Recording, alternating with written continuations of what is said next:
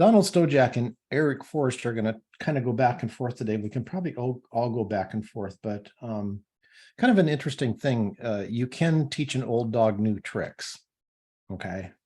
Would you say that, Erik? Yes, you can. Absolutely. And as old dogs, it's probably imperative that we actually learn a few new tricks. And so the danger for those of us that are a little gray in the hair. Tom, you've got a little bit of gray hair. You know, I just noticed that. I've got a little and then some. Oh, okay. So, you know, Erik is a commensurate percussionist. He has played with some of the major symphonic organizations and lives down in Southern California. And Erik, you're a professional when it comes to banging on things. Yeah. And it's so interesting because over the years, even within my family, I would say to people that I'm a professional percussionist, and I would explain that that's the musicians who play the instruments in the back of the orchestra. Mm-hmm. And you know, somebody would say, "Oh, you mean all the noises?" Mm-hmm.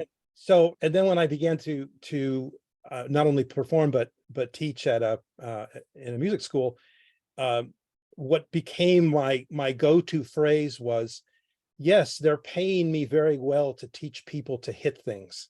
Mm-hmm. And that always got some laughs. And it's actually completely true, although there's a lot of artistry involved in that. So Erik is a master percussionist. Okay. And, you know, not spilling any beans, Erik, but you know, you and I, we're a little bit older, right? And you know, that old phrase was that, you know, something about beating your own drum or something like that. Erik has taken up a new thing to bang on, and they're called tablas, right? Yeah, actually, I was recently at a festival of the tab, and our Hindustani friends will say tabla, Tabla. tabla. In Potato, but let's be, you know. So as a professional, okay, a fellow musician, and here we're talking about making money. Okay, I always want to make sure the conversation is our fastest path to cash as we're doing this, because at the end of the day, money makes the world go round, and diamonds are a girl's best friend. I mean, it takes money. Okay, right, Carly? I mean, when that guy comes up to you with that diamond ring, I mean, it's the diamond, right? It's no offense to the guy, but it's the diamond, right? So it takes money. So, but I think what I would like to go back and forth with Erik is that experience of, you know, even as we are really good at our craft, whatever our modality is, okay, it's challenging ourselves with something new. And what can we learn from that, right? So it's kind of like that practice performance, or like, remember the Karate Guy, the wax on, wax off type of stuff, right? And none of us are immune from this. Okay, none of us have arrived. If you think you've arrived, that's a red flag. Okay, and if you think you don't need help, that's a red flag, right? And so it's like, as we want to reach out and help others, okay, we need to be conscious of the help that we each need. Does that make sense? So Erik, what was your aha moment? Oh my gosh. And let me just, I'm going to answer that, but let me just add 3 letters to one of the words you just used, which, oh gosh, are kind of which word? I'm going to add an ing to arriving. Oh, my mindset is we're all still arriving, and I'm retired from a couple of careers, and I'm not finished. I'm arriving. I've started to learn some new stuff. And so the aha that came to me after I had retired and left the academic and the professional music world in 2010, and I was still playing music. I just was not doing it. And as I like to say, I had left music with a capital M and was loving music with a small m.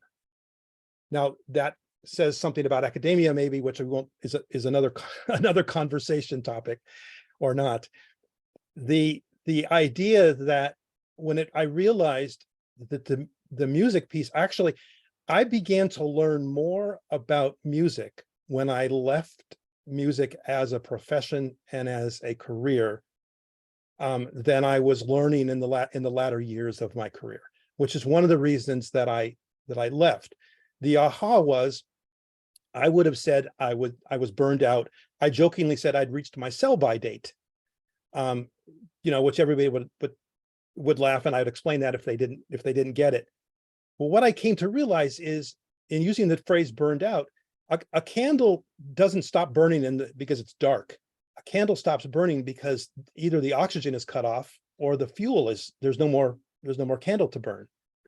And I realized that what had happened for me is the excitement, the inspiration, all those things that I had gotten from academia and the professional world weren't so much there anymore. Yet I had just as much interest and love for music and than I did before. And what I realized is in that period, I made a couple decisions. One is I was going to actually finally study tabla and jazz improvisation, two things that I had not done in my professional career. Tabla being an Indian drum that's played with the hands and doesn't use any of the techniques that we generally use on Western instruments. And then I also began a study, now what I call my practice of Tai Chi, which I had always thought would have connected with percussion. And it wasn't until I started studying Tai Chi that I realized how connected those things were. So in a sense, from leaving the worlds, let's say the comfortable worlds of music with a large M, I entered this whole new world, and it's been absolutely stimulating, exciting, and the phrase I use now, which I think is maybe a key thing to mention here, is for me it's a practice. I have a Tai Chi practice, I have a music practice, and when I'm working with clients, I'm helping them understand that they can have a practice as well. And the key takeaway, I know I'm answering this very long-windedly, the key takeaway is no matter what career path or job sequence or whatever we've had, there are several elements from that we can bring to the next place. And they're not the ones that we hated. It's not the personalities we disliked. It's the things we really loved and lit us up.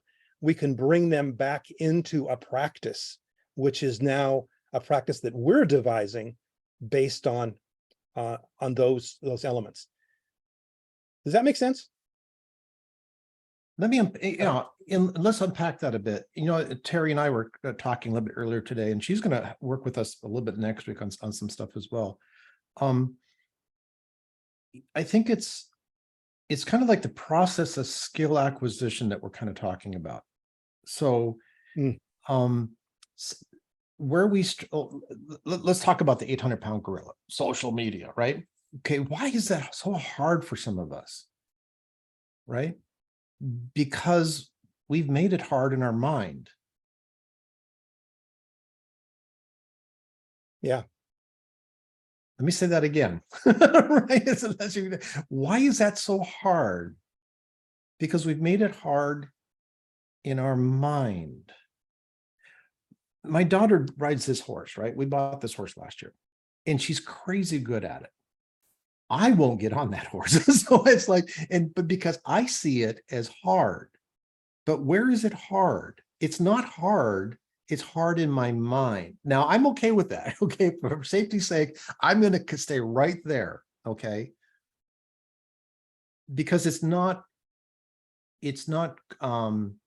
necessary for in my life to ride that horse. Okay, because she's riding, it's her horse. But as a business person, right, I don't have an option with social media. If you're in business and you're not using Facebook, LinkedIn, all these or something, right? And if you find any of that daunting, stop, right, Erik? Because it's. Yeah, and it's interesting. I was thinking about this, and I've got several elements that I'm happy to share here about because full disclosure, I'm in the midst of writing a book, Lessons from the Art of Drumming. And it's a book that will appeal to drummers because there's lessons from the art of drumming. It's, however, really a book for the rest of us. And one of the lessons, and this would apply to music in general, but let me just say, first of all, that some of my ideas are not within the mainstream of musical pedagogy, and they might conflict with things that people already believe. I just want to say that out front. But with the social media, I've had to do this myself because I've had an issue with really moving in that direction, also with making video, for example. And one of the things that we do in music, and particularly in drumming, is when we're learning a new skill, and I'm experiencing this on the tabla, and I have, by the way, I have my drum here. I can later on, I'll show you a couple of things. The thing is that we think, as our music teachers tell us, we have to practice a lot. You have to practice at least an hour a day, or you have to practice whatever. When I was in music school, the piano majors were practicing 6 to 8 hours a day. Now, many of them developed severe muscle issues and things like that. But what I didn't learn until later on, and this is through my teaching and all that, is yes, the number of hours is, you need to practice a certain amount of time, number of hours. However, if you're learning something brand new that's challenging, the thing is, if you practice it for an hour today at 10 o'clock and don't practice it again until tomorrow at 10 o'clock for an hour, you are spending a good portion of that hour relearning what you did the day before. Whereas if you practice for 3, 5, 6 minutes, now at 10 o'clock, and then at 12 o'clock, practice for 3, 6, 10 minutes, and then maybe again at the end of the day. Now, by the end of today or that day, you will probably not have mastered it, but be way further ahead. And you've only spent, let's say, 45 minutes practicing it. And the next day, when you come back to it, you will not be starting at the beginning. And that seems so obvious, that the less time in between doing something new and challenging, the more quickly we acquire that. So I applied that to making videos. I was making some videos, let's say first thing in the morning on Facebook Live, and I made a couple others that day because I didn't really like the first one. And so the next morning I made the next video, and it was way better than the one the first day because I'd practiced it a couple of times. And with social, I think you see where you can put in whatever challenge is there for you in that kind of context. Now, can we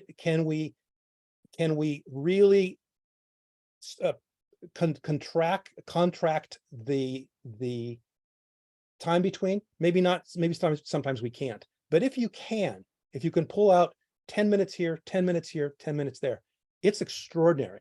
And you've probably already experienced it in some other fields, maybe driving back in the day, if you think about it. Something that you've done, it doesn't have to be music at all. And anyway, I've begun to apply that, and I've suggested it to clients as well. And you'd be surprised how what seems like common sense when we say that, and I think it, and what's common practice for people are not necessarily the same things.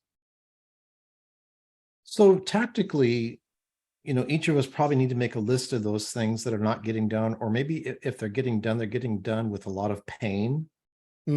Or maybe we're not getting the results that we need, right? Maybe we're doing something in our business that's not quite generating what we thought it was. And look at the flow and the rhythm of it, and just basically rearrange your schedule. Be willing to take a fresh look at your schedule and change the pattern. Does that make sense? Is that what you're saying? Absolutely. And it doesn't need to be, there are people who might want to calendar that in, like, at 10:27, I'm going to, all right, if that's the way it works for you. For me, as this has become a practice, I have segments of the day when I get back to things. I do my Tai Chi several times a day now, not for 3 hours at a time, like some people, but like say 15 minutes. And I don't actually even think about it. I usually do it after I've been sitting for a while. And often after I've done my Tai Chi practice, I'll practice the tabla a little bit because I'll be in that space of relaxation and focus. Everybody will have their own version of this. And I recommend that if things pile up, if you have like, Donald, you've been having a bunch of calls. If you have like 6 or 7 calls in a row, you may want to reschedule calls so you've got maybe a 30-minute buffer in the middle there where you can do something.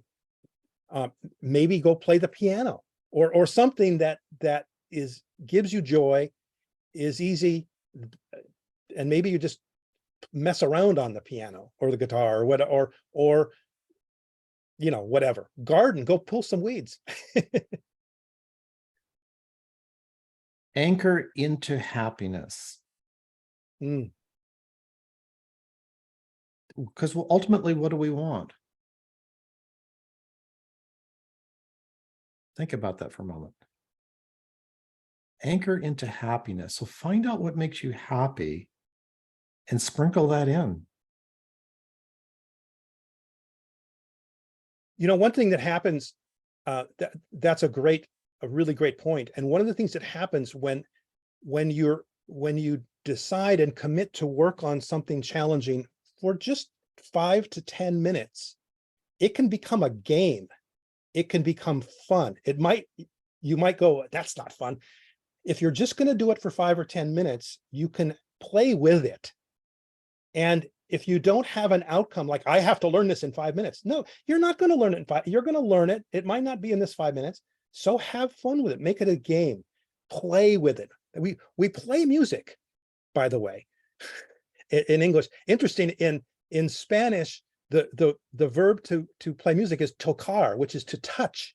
So yet again, we're touching, we're not beating, we're not molesting, we're not attacking, we're touching the instrument, we're playing the instrument. Right? I know it's in the professional world, it isn't always like that. And that's why I'm loving this world, because I've found the joy of music. And believe me, I had a lot of it during my career. I'm finding it on a regular basis, that happiness, that joy that Donald's mentioning. I have parts of my repertoire that I do sit down and play occasionally. They're measures, right? I don't play entire pieces. I'll play key measures, key phrases, or things like that bring me happiness, right? Yeah. And so you don't have to do the whole thing. So sometimes we think, well, I don't have time to do that whole thing, right? I don't have time to weed my entire flower bed. Well, then don't, right? Go out, decide to find 12 weeds, and I'm going to stop, right? But that's all right. It's like we get overwhelmed, it's just like,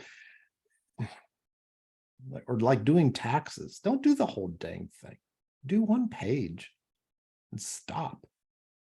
David, you probably wouldn't tell me to do that, but I mean, just like, I got a nonprofit taxes. I'm staring. I got to get in by fall because I did the extension, and I just don't do it. To myself, I'm thinking now, it's like, don't do it all. Just go in and do 20 minutes and stop. Do what you. Does that make sense? It's like spurts. One of the books, what's it called?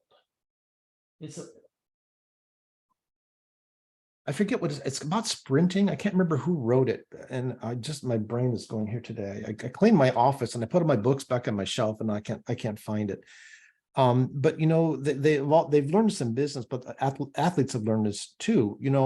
Short sprints do more than that long haul stuff. And Erik, I mean, to me, is like when you're talking, I remember when I was in the conservatory, I mean, we would talk about hours. I mean, literally sit on our rear end for 6 hours practicing the piano. And while I was working on my Brahms Rhapsody, I would spend 2 hours on a measure. That was stupid. And I look back now, there was an easier way to do that. If I had spent 5 minutes and gone over to the university center and chilled for a bit and come back for another 5 minutes, I probably would have accomplished as much, if not more. Yeah. Well, you know, following through with that, one of the things that I in the last years of my teaching, I would have my students do is essentially practice in 10 to 12-minute increments. And at the time I had read that our brain we can really concentrate for about 10 minutes. Most of us, I mean, really concentrate. And after that, so anyway, what I would suggest, and I practiced this myself first, I would practice something for 10 minutes and I would put the timer on. And when the timer went off, I'd finish the musical phrase and I would stop. And I would, you know, walk around the building or do something, not like a long break, but something to break, leave the room, get a drink of water, whatever. And then I would do something else for 10 minutes. And then a third thing. And I wouldn't go back to the first thing I was practicing till I had done 2 other musical passages or 2 other, you know, contrasting things. And then you come back to the first one.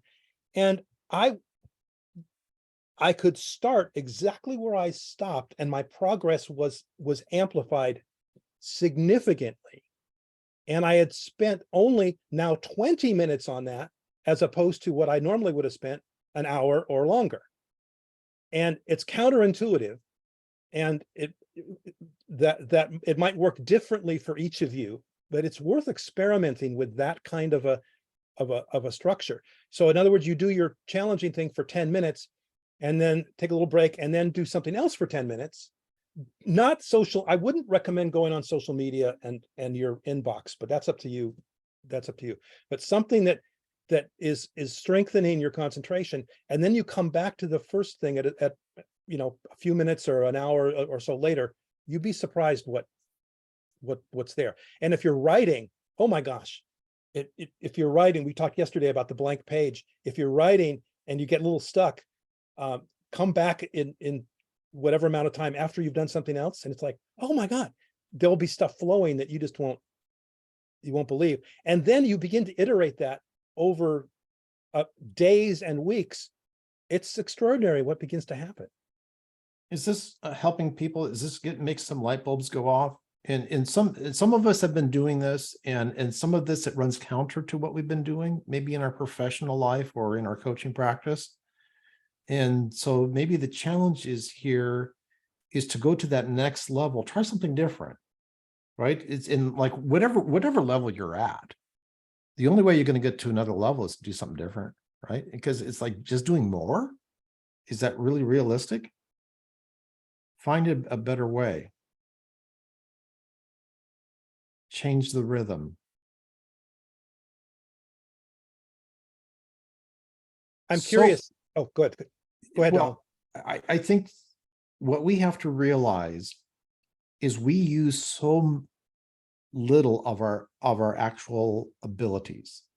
Our brains are much more powerful than any of us have ever unleashed, right? And even some people out there that you see in society that, you know, we see as brilliant minds, right? Even they will tell you, even in their brilliance, they're only using a fraction of what's possible. Think about that. So whenever you say, and here's where you got to be really, really careful, because if you ever say, I don't have any time, it's baloney, okay? Or I just can't do this, baloney. It's not working, baloney. I'm calling BS and all. Does that make sense? It's just like, stop yourself. Donald, I have another little, I don't like the word hack for some reason. I know it's the common word. I don't, but I guess it's a hack. It's our age, Erik. Right? I know. Many musicians in general have to learn to memorize music, and percussionists not so much, but pianists and violinists and they play from memory, and it's challenging. And I found a a technique that I used because percussion students in general aren't memorizing music from early on like pianists are. And this might be useful for any of you who like to either use a prompter or when you make videos and things, have a script that you're either reading or something. Here's a technique that may help you get away from the tyranny of the script or the prompter. And that is, if you've written out what you want to say, and you can actually have a specific script, practice saying the script working backwards. And start with, let's say, the last sentence. And you say the last sentence, and you don't need the script. You look at it and you say it. Then go to the last two sentences. And you see where I'm going here. You're going to work your way back. Now, if you're giving a 48-minute speech, this could be very challenging. But if you're doing a video of a few minutes and you really want to make sure, do this with your script and work your way back to the beginning. Because guess what? Most of us who memorize things, we get really good at the first line, the second line, and the third line. And then it's like, oh, you know what? This way, as you moving forward, you're moving into more familiar territory. So if you forget the next line, you will be able to come up with something that will work because the context is more present for you. And I would recommend starting with something really simple, like maybe a paragraph or two, and just practice that. And I just see what happens. And sometimes just the exercise of that will raise your confidence level when you're speaking to the point where you won't need to do it anymore, because now you realize, oh, I have my ideas. I'm going to write my bullet points down and I know how to connect them together. I don't need the script at all. Does that make sense? And I practice that I don't actually, I'll be honest with you, I don't do it so much anymore because I've practiced it a lot of times. Now I kind of have some fluency with it. But that might be useful. It is, I will admit, it takes some time, it takes some concentration, and it sometimes is frustrating. Full disclosure. When my wife just had like this spring, had her last big recital for her piano students. And we rent a really nice hall. I mean, really nice hall, right? And those little kids get up on that big 9-foot concert grand piano. Mm. The most memorable part of every song is the final chord. You can mess everything else up, but if they can just get to that final chord, there's like that sigh of relief. And I know as she worked with them, that was the major thing, Erik, is no matter what, know the final note, know the final chord, because that's all people are really going to remember. Yeah. You're overthinking it if you're going beyond that. And so, Carly, as you're learning new tunes on the piano, learn the last note, know the last chord. That's where you're going. Have that anchored in, right? Through 3 bars at the beginning and the last chord, and everything else is just filler.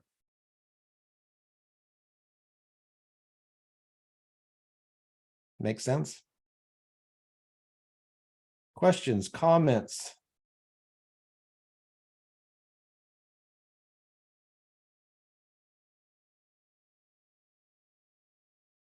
Morris, how was the pizza? Way too good, huh? Way too good. Everything's too good.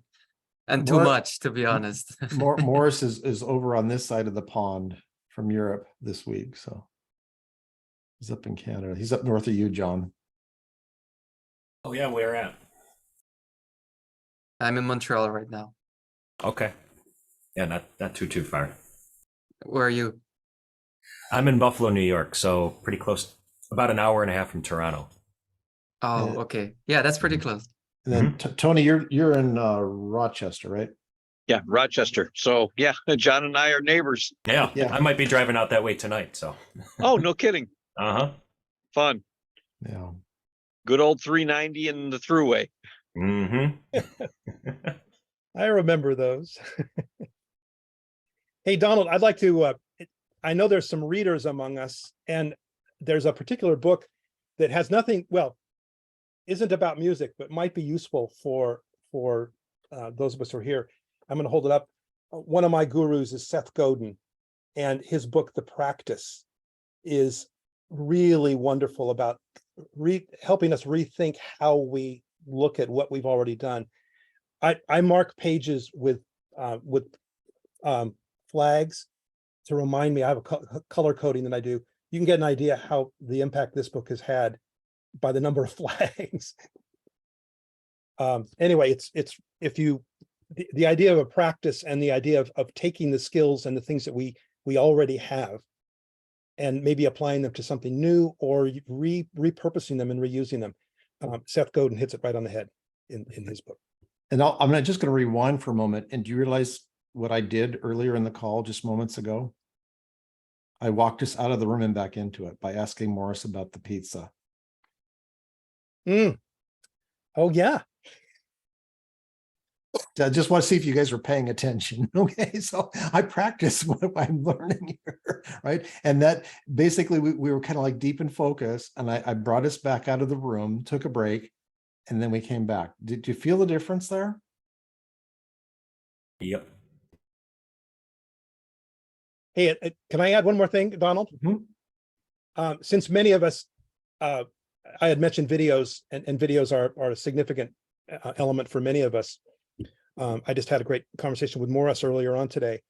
And one of the things that musicians do particularly when they're preparing for competitive events, is they will record themselves and then play the recording back at slower speed to determine rhythmic issues. And there's a whole world, which I don't recommend unless you really like that kind of thing.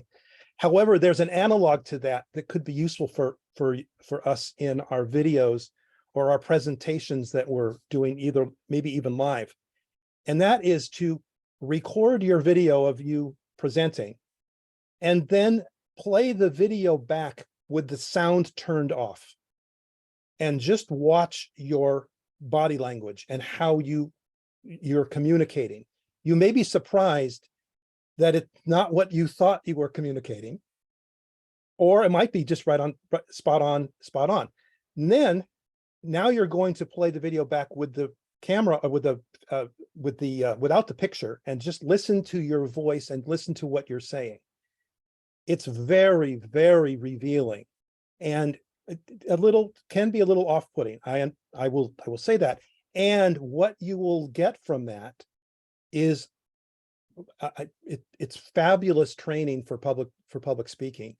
And I would start out with maybe just a 3 to 5 minute video as opposed to a long thing, and practice. Like, again, maybe make several videos which you listen back to and say, okay, gosh, I'm going to be more animated when I do it the second time.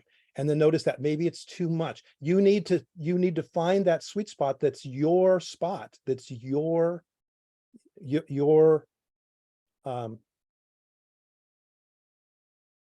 that's you on the video, and you can do it really easily. It's extraordinary how quickly that happens. And when musicians practice that way, they can immediately hear when they come to their lesson, their teacher says, that's a mistake, you're doing that wrong, whatever. But it's so much more effective if, as the music student during the course of a week, can correct those things along the way and not have to wait for a week for the teacher to tell them they're making a mistake. You can see how in the acceleration of mastery, how that can be more productive. It's interesting. David and I were jamming yesterday on higher levels of rapport and connecting with people and talking about the mirror matching part of it. And the ability to take a conversation and watch it from the side, right? And ultimately, that's kind of what you're doing in this case. You're basically taking your own conversation and you're watching it from the side. You're turning off the visual, listen to the audio, turn off I never thought of doing that, turning off the audio and just looking at the visual, because now so many calls are on Zoom. And, like when you're posting a video, like if your video is not quite flying, that's a great way of self-analysis. How does that really look? How does it really sound? Right? Yeah. Wow. Incredible tool. So where this all comes together, I'd like to just put that out there. And again, this is my construction. I don't think it's original to me, but I used it. I named it triple channel learning. And it came, I studied briefly hypnosis and NLP back in the 80s. And the visual and the auditory and the kinesthetic elements in music in particular are significant. So if a musician has just learned the music, let's say visually from the page, and hasn't really thought about how they want it to sound or how it's going to feel to play it, they're going to have some challenges. Likewise, if somebody it only plays by ear, only has the sound, they might not be connected completely to how it's going to feel to play it, or visually how that might look. You see, I think you see where this is going. So if you look at your videos or the performance kinds of things you do from a visual point of view, an auditory point of view, if that's appropriate, and the kinesthetic, in other words, how does it feel to you? How does that look? What feels good to you in the video of your, I mean, when you make the video, you might look at it and go, "Oh, I look like I'm," so maybe you want to make an adjustment there. Well, when all three of those, the visual, the auditory, and the kinesthetic are rotating around each other, you have magic. You have magic. And it's not magic at some highly elevated or high long distant place. It's right at your fingertips. It's literally at your fingertips or closer. It's interesting because earlier today I was on a call with somebody who is one of those big name people, right? And they were helping me on what you see here, right? And basically challenged me this morning to up my game on how I'm looking visually on a Zoom call. Right. And it's like, and to me, I think I was kind of pleased with it. And they just took me to another level, and basically says, yeah, it's all good, but let's try doing these things. And I was challenged, Erik, on the visual part, and where I was like, right. And so each of us, like, as you're connecting with people on Zoom, as you're talking with people on the phone, right, there is another level. So wherever you are on any of those, there's another level.